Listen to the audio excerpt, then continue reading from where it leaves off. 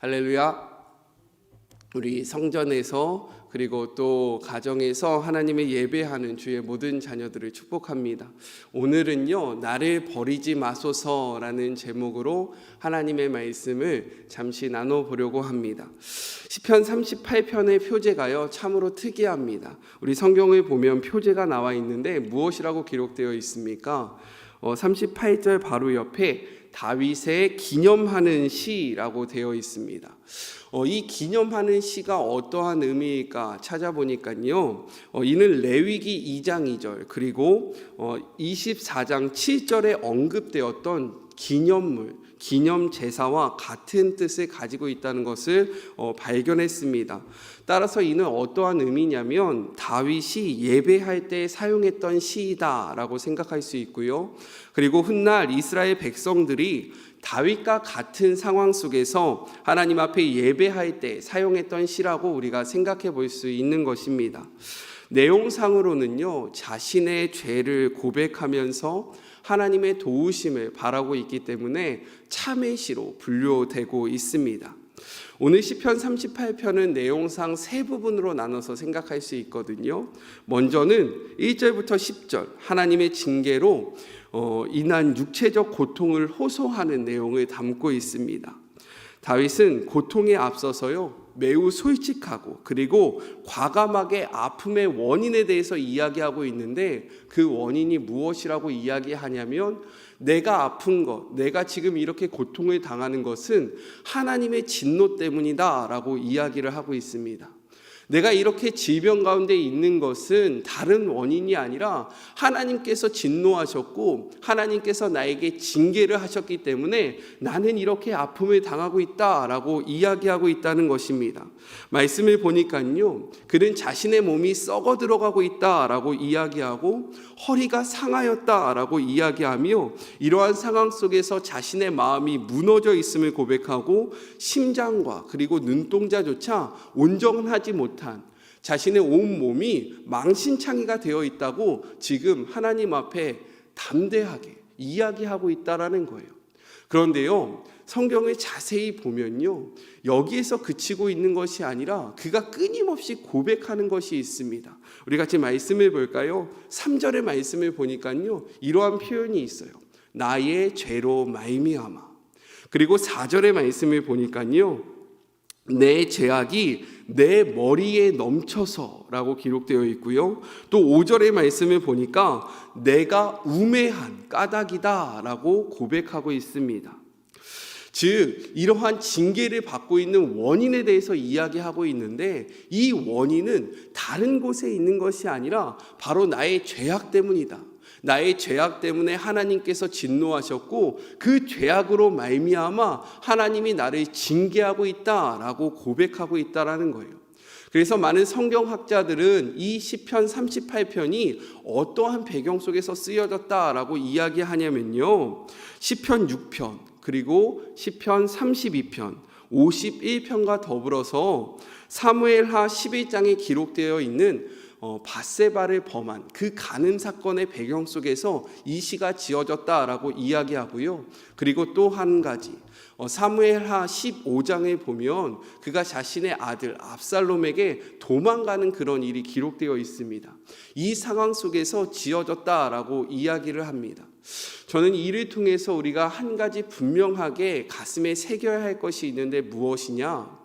다윗은 고통 속에서요, 이 모든 상황을 바깥에서 찾고 있는 것이 아니라 안을 통해서 바라보고 있다라는 거예요.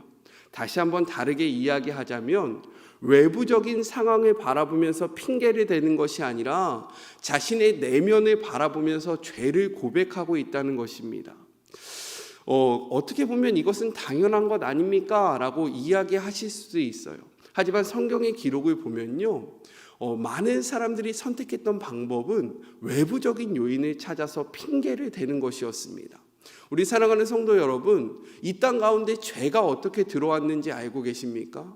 창세기 3장을 보면요, 이 땅에 죄가 어떻게 들어왔는지에 대해서 기록을 하고 있는데, 선악과 사건으로 말미암아 죄가 들어왔다라고 이야기하고 있습니다. 하나님께서요 선악과를 따먹은 아담과 하와에게, 특별히 아담에게 먼저 너가 왜 이것을 따먹었냐라고 물어봅니다. 그러니까요 아담이 무엇이라고 대답했는지 아십니까? 우리 창세기 3장 12절의 말씀을 같이 한번 읽어볼까요? 창세기 3장 12절의 말씀입니다. 함께 읽겠습니다. 시작. 아담이 이르되 하나님이 주셔서 나와 함께 있게 하신 여자 그가 그 나무 열매를 내게 주었으므로 내가 먹었나이다 라고 이야기하고 있는 거예요. 야 아담아, 너 내가 먹지 말라는 그 선악과를 왜 먹었냐 라고 물어보니까요 무엇이라고 이야기하고 있냐면요 하나님이 주신 저 여자 때문에 제가 먹은 거예요.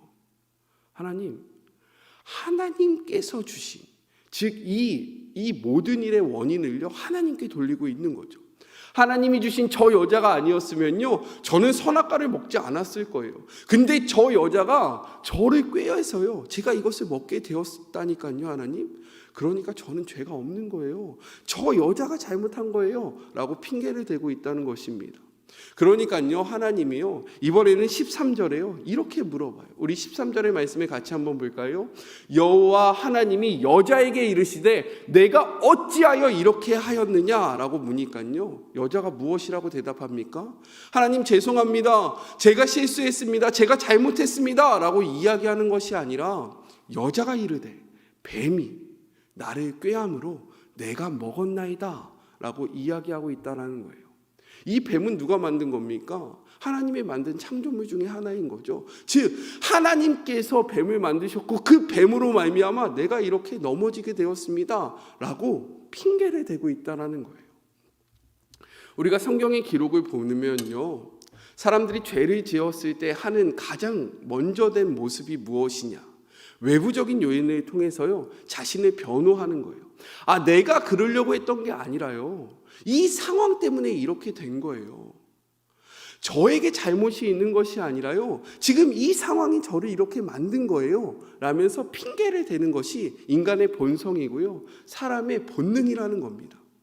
코로나 때문에 제가 이렇게 된 것입니다. 어떠한 것들 때문에 이렇게 된 것입니다. 그런데 오늘 다윗을 보니까요 다윗은 그렇게 이야기하고 있지 않았다라는 거예요. 하나님 봐보세요, 제가요 궁전에서 이렇게 거느고 있는데 저 밧세바가 왜 옥상에서 목욕을 하냐고요.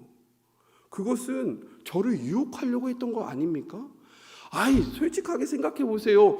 빨개 벗고 자신을 유혹하는데 안 넘어갈 사람이 어디 있습니까? 하나님, 제가 잘못한 게 아니라요 저 여자가 왕비가 되고 싶어서 저를 유혹한 거라니까요 라고 이야기하고 있지 않아요. 저의 죄로 말미암아, 저의 연약함으로 말미암아 이 모든 일이 일어났습니다 라고 고백하고 있다는 거죠. 성경은요 이렇게 이야기합니다. 우리 요한 1서 1장 9절의 말씀을 같이 한번 읽어보겠습니다. 함께 읽겠습니다. 시작. 만일 우리가 우리의 죄를 자백하면 그는 미쁘시고 의로우사 우리의 죄를 사하시며 우리를 모든 불의에서 깨끗하게 하실 것이요. 이것은 하나님의 말씀입니다. 믿으십니까? 오늘 하루를 살아가실 때요 다윗과 같이 외부적인 요인에서 우리의 핑계거리를 찾는 것이 아니라 자신의 내면을 돌아보면서 스스로 자신의 삶을 되돌아보면서 하나님 앞에 진솔하게 우리의 죄악을 고백하시는 그런 복된 하루가 되셨으면 좋겠습니다. 그렇게 할 때에요 우리의 하나님이 우리의 죄악을 깨끗이 씻어주신다라고 약속하셨다라는 거예요. 약속을 믿으시고 하나님 앞에 담대히 나아가시는 하루 되세요. 우리 둘째로 살펴볼 것은 11절부터 20절입니다. 두 번째, 주변 사람들의 반응인데요. 육체적인 고통으로도 감당하기가 너무나도 힘든 상황 속에서 다윗을 더욱더 어렵게 하는 것이 있었습니다. 우리 11절의 말씀을 같이 한번 읽어볼까요? 11절의 말씀입니다. 시작. 내가 사랑하는 자와 내 친구들이 내 상처를 멀리하고 내 친척들도 멀리 섰나이다 라고 기록하고 있어요. 이를요 메시지 성경에서는요 이렇게 표현하고 있습니다. 같이 함께 읽겠습니다. 시작. 오랜 벗들이 나를 전염병 대하듯 피합니다. 내 친척들은 나를 찾지 않고 이웃들은 뒤에서 나를 헐뜯습니다. 경쟁자들이 내게 누명을 씌우고 나의 파멸을 간절히 기다립니다 라고 이야기하고 있다는 거예요. 그런데요, 여기서 다윗이 더 마음이 무너졌던 이유가 무엇이냐? 20절 전반절을 보면요, 이렇게 기록되어 있어요. 같이 한번 읽어보겠습니다. 시작. 또 악으로 선을 대신하는 자들이. 이것은 무슨 표현이냐? 이 기록을 보면요, 다윗이 그들에게 먼저 선을 베풀었음을 알 수 있습니다. 지금 자신을 외면하고 자신의 핍박을, 자신의 어려움을 기뻐하는 자들이 어떠한 자들이냐면, 자신이 먼저 그들에게 선을 행했던 자들, 그들이 어려웠을 때 손을 내밀고요, 그들이 힘든 가운데, 아픈 가운데 있을 때 하나님의 이름으로 다가갔던 그러한 자들이 이제는 자신이 어려우니까 외면하고요, 등을 돌리고 있다. 이러한 상황 가운데 다윗이 가슴이 무너졌음을 고백하고 있는 거예요. 이러한 상황 속에서 다윗이 결단합니다. 어떻게 결단하는지 아십니까? 13절의 말씀을 같이 한번 읽어볼까요? 함께 읽겠습니다. 시작. 나는 못 듣는 자 같이 듣지 아니하고 말 못하는 자 같이 입을 열지 아니하겠습니다 라고 이야기해요. 이러한 상황 속에서 다윗이 선택했던 모습은 무엇이냐? 하나님, 제가 듣지 않겠고, 하나님, 제가 보지 않으며 침묵하겠습니다 라고 고백하고 있는 거예요. 충분히 불평할 수 있는 상황. 야, 너 어떻게 나한테 그럴 수 있냐? 야, 너 기억해봐. 내가 너한테 어떻게 했었는지 너 잘 생각해봐. 야, 너가 사람이라면 그러면 안 되는 거 아니냐? 라고 충분히 이야기할 수 있는 이 상황 속에서 다윗은요, 듣지 못한 척, 보지 못한 척 하면서 침묵하겠다라고 선포하고 있는 거예요. 그러면서 이가 계속해서 했던 그러한 모습은 무엇이냐? 우리 15절의 말씀을 메시지 성경으로 같이 한번 읽어보겠습니다. 함께 읽겠습니다. 하나님, 내가 하는 일이라고는 그저 주님을 기다리는 것, 나의 주 나의 하나님을 기다리는 것뿐이니 응답해 주소서. 그는요, 사람들을 향한 반응을 멈추고 하나님을 향한 반응을 하겠다라고 선포하고 있는 거예요. 그런데 우리가 여기서 잊지 말아야 할 것이 있습니다. 무엇이냐면 다윗이 왕이었다라는 거예요. 다윗이요, 왕이었습니다. 그가 지금 이렇게 이웃에 대해서, 주변 사람들에 대해서 침묵하는 것은 힘이 없어서, 능력이 없어서가 아니었다라는 거예요. 그가 그 대적들보다 연약했기 때문에 어쩔 수 없는 상황 속에서 잠잠했다라고 성경은 이야기하지 않습니다. 우리 사무엘하 16장을 한번 찾아볼까요? 사무엘하 16장으로 한번 넘어가 보십시오. 이 16장의 기록을 보면요, 어떠한 기록이 있느냐? 자신의 아들 압살롬의 반란 때문에요, 그가 자신이 있던 예루살렘으로부터 도망쳐 나옵니다. 그때 한 인물이 다윗을 맞이하는데 시므이라는 인물이 나와요. 이는 사울의 친척입니다. 그가요, 다윗을 향해서 조롱하는 거예요. 야, 너 그렇게 될 줄 알았다. 내가 너 사울을 배신하고 내가 너 사울을 배반해서 왕이 되고 내가 너 그때 너 이렇게 될 줄 알고 있었어 라면서요, 조롱하고요, 성경의 기록을 보니까요, 그와 함께하는 백성과 그의 군사들에게 돌을 던지면서 저주했다라고 기록하고 있어요. 그때 한 인물이 나타납니다. 어떠한 인물이냐? 다윗의 큰 용사였던 아비야가 등장하는데요, 그 아비야가 16장 9절에 이렇게 이야기하고 있어요. 우리 같이 한번 16장 9절의 말씀을 읽어볼까요? 함께 읽겠습니다. 시작. 수르야의 아들 아비야가 왕께 여짜오되 이 죽은 개가 어찌 내 주 왕을 저주하리이까? 청하건대 내가 건너가서 그의 머리를 베게 하소서 하니. 힘이 없지 않았다라는 거예요. 다윗은 왕이었기 때문에 그가 도망을 가는 상황 속에서도 목숨을 걸고 다윗과 함께하는 용사들이 있었고요, 수많은 백성들이 있었습니다.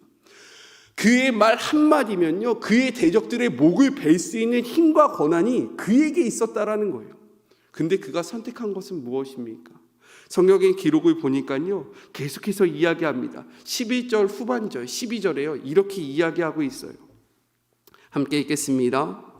여호와께서 그에게 명령하신 것이니 그가 저주하게 내버려 두라. 혹시 여호와께서 나의 원통함을 감찰하시리니 오늘 그 저주 때문에 여호와께서 선으로 내게 갚아 주시리라. 이것이 믿음입니다. 다윗은요, 자신이 왕이었지만 이 원수 갚는 것을 자신의 손으로 하지 않았어요. 이 모든 주권을 하나님께 넘겼습니다. 하나님 보고 계시지요? 하나님 다 듣고 계시지요? 하나님, 제가 반응하지 않더라도 의로우신 하나님께서 이 모든 상황 속에서 어떻게 행동하실지 하나님 판단하시고 하나님 역사하여 주십시오. 내가 왕이지만 이 문제는 내가 해결하는 것이 아니라, 나에게 이것을 해결할 수 있는 힘이 없기 때문에 내가 하나님을 바라보는 것이 아니라 이 땅의 주인 되시고 이 땅의 통치자 되시며 모든 일의 재판장 되시는 하나님께서 이 일을 주관하시는 겁니다 라면서 한 발짝 물러났다라는 거예요. 우리 사랑하는 성도 여러분, 삶에 어려움이 닥쳤을 때, 문제가 생겼을 때 누구를 바라보고 계십니까? 무엇을 의지하고 계세요? 무엇을 통해서 이 문제를 해결하고자 노력하고 계십니까? 우리 하나님을 바라봅시다. 하나님을 바라보고요, 하나님을 의지할 때에 우리의 삶의 문제가 해결된다라는 거예요. 왕이었지만 이 모든 문제를 해결할 수 있는 힘과 권세와 능력이 있었지만 다윗은 이 모든 문제를 하나님 앞에 올려드립니다. 오늘 이 새벽 우리의 삶의 문제를 하나님 앞에 올려드리기 주님의 이름으로 권면합니다. 마지막 21절부터 22절을 보니까요, 끝까지 하나님을 바라보는 다윗에 대해서 기록되어 있었습니다. 우리 사랑하는 성도 여러분, 신앙생활 하다가 언제 우리가 가장 크게 낙심이 되는 줄 아십니까? 언제 우리가 낭망하게 되는 줄 아세요? 그때가 언제냐면 기도하지 않을 때, 예배하지 않을 때, 말씀을 보지 않을 때가 아니라요, 기도했을 때, 하나님 앞에 예배했을 때 하나님을 계속해서 바라봤는데요, 아무런 응답이 이루어지지 않는 이 상황이 우리가 영적인 우울감에 빠질 수 있는 그러한 상황이라는 것입니다. 하나님을 바라보면서요, 하나님을 붙잡고 의지하는데 아무런 응답이 없는 거예요. 하나님의 임재가 느껴지지 않는 거예요. 하나님의 동행하심이 내 삶 속에서 느껴지지 않는 상황이 우리가 낭망하고요, 우리가 좌절되는 그러한 상황이라는 겁니다. 지금 다윗이 그러한 상황 속에 있는 거예요. 시편에도요, 패턴이 있습니다. 시편을 자세히 보니까요, 사사기에만 패턴이 있는 것이 아니라 이 시편에도 패턴이 있는데 어떠한 패턴이 있느냐, 제가 좀 정리를 해봤거든요. 한번 띄워주시겠습니까? 시편의 패턴인데요, 첫 번째는 어려움이 있는 거예요. 대적이 있습니다. 이러한 상황을 하나님 앞에 아뢰요. 이게 바로 첫 번째 패턴입니다. 두 번째는요, 이 상황 속에서 시인은요, 하나님을 바라보면서 기도를 합니다. 그리고 세 번째, 이 기도를 통해서 하나님의 임재, 하나님의 응답을 경험하게 돼요. 상황이 바뀌는 것이 아니라 하나님의 임재와 하나님의 그 응답을 경험하게 되고요. 그래서 네 번째, 하나님의 임재, 하나님의 응답을 통해서 하나님의 찬양을 하는 것이 바로 시편의 패턴입니다. 그래서 절망 가운데 부르짖다가 그 기도의 내용이 찬양으로 끝나는 것이 시편의 전형적인 패턴이라는 거예요. 그런데 오늘 시편 38편을 보니까요, 이 패턴이 적용되지 않습니다. 뭔가 달라요. 시편 1편의 고통 중에 부르짖었던 그 다윗의 모습이 22절 가운데서도요, 동일하게 이루어지고 있다는 거예요. 보통은 고통을 바라보면서 하나님 앞에 기도를 하면요, 그 가운데 하나님의 임재가 느껴지고 하나님의 응답이 느껴져서 이가 찬양으로 시편을 마치는데, 고통 가운데 부르짖던 그 상황이 22절까지 그대로 연결되고 있다는 거예요. 하나님의 임재가 느껴지지 않고요, 하나님의 응답이 없는 상황. 그래서 21절과 22절에는요, 그가 갈급하게 부르짖고 있는 거예요. 우리 말씀을 같이 한번 읽어볼까요? 21절과 22절의 말씀 같이 한번 읽어보겠습니다. 여호와여, 나를 버리지 마소서. 나의 하나님이여, 나를 멀리하지 마소서. 속히 나를 도와주소서. 주 나의 구원이시여 라고 이야기하고 있는 거예요. 하나님의 임재가 느껴지지 않으니까, 하나님의 동행하심이, 그 임마누엘의 역사가 느껴지지 않으니까 다윗이 다급한 겁니다. 그런데 우리가 여기에서 중요하게 생각해야 될 것이 있습니다. 무엇이냐면요, 다윗은 이러한 하나님의 부재가 느껴지는 상황 속에서도 끝까지 하나님을 붙잡았다라는 거예요. 믿으십니까? 하나님의 응답이 있을 때만, 하나님의 그 임재가 느껴질 때만 하나님 앞에 기도한 것이 아니라, 임재가 느껴지지 않는 이 상황 속에서 끝까지 하나님의 이름을 붙잡으면서요, 하나님의 도움을 간구하고 있다라는 거예요. 어떻게 보면 우리가 기도 응답을 받지 못하는 이유는 하나님의 응답이 아직 이루어지지 않았는데 우리가 기도를 멈췄기 때문이 아닐까라는 생각을 해봅니다. 기도는요, 우리의 상황에, 우리의 때에 하나님의 그 뜻을 끌어당기는 것이 아니라 하나님의 카이로스, 하나님의 때에 우리의 마음을 복종시키는 거예요. 믿으십니까? 하나님의 그 카이로스가 언제인지를 기다리면서요, 그 카이로스를 바라보면서 끊임없이 부르짖는 게 기도인데요, 우리는 우리의 시와 우리의 때를 정해놓고요, 하나님 이때까지는 응답해 주셔야 합니다, 하나님 이때까지는 말씀해 주셔야 합니다 라면서 하나님의 시간을 우리의 시간으로 끌어당길 때가 너무나도 많다라는 거죠.